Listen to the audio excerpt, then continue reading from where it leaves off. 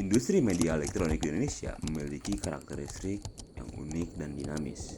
Dengan perkembangan teknologi yang pesat dan pengaruh global yang signifikan, industri media elektronik di Indonesia dimulai dengan penemuan radio pada tahun 1920-an.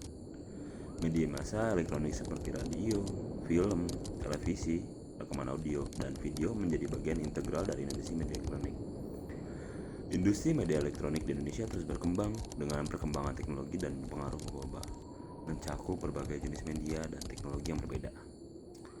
Proses produksi media elektronik mulai dari ide hingga distribusi. Yang pertama, ide dan naskah. Ide dan naskah adalah proses produksi dimulai dengan yang dijadikan naskah. Yang dua, pengambilan gambar. Setelah naskah selesai, langkah selanjutnya adalah pengambilan gambar. Dan yang ketiga, penulisan desain dan dengan caption. Kadang, tulisan atau caption tidak bisa dibuat menggunakan komputer, sehingga dibutuhkan kerabat kerja yang terampil dalam membuat caption secara manual. Proses ini menunjukkan bahwa produksi media elektronik, khususnya program pendidikan, melibatkan berbagai tahap yang kompleks, mulai dari ide hingga distribusi. Selain itu juga ada manajemen industri media yang mencakup hal-hal berikut, yaitu yang pertama, manajemen strategis.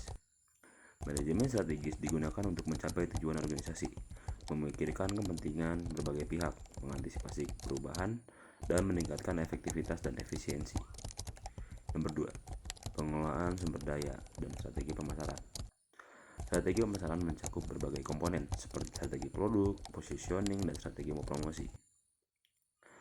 Nomor 3, penggunaan produk dan komunikasi purna jual. Setelah produk dibeli, komunikasi purna jual penting untuk mempertahankan hubungan dengan konsumen. Nomor 4, strategi pemasaran pada tahap pertumbuhan. Tujuan pertama strategi merek tahap pertumbuhan adalah untuk memperoleh loyalitas konsumen. Manajemen industri media elektronik memerlukan pendekatan yang komprehensif yang mencakup strategi pemasaran yang efektif, komunikasi yang kuat dengan konsumen, dan pengelolaan sumber daya untuk mencapai tujuan organisasi. Industri media elektronik Indonesia mengalami perkembangan yang signifikan, terutama dalam konteks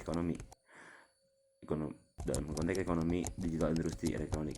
Contohnya seperti yang pertama, pertumbuhan ekonomi digital.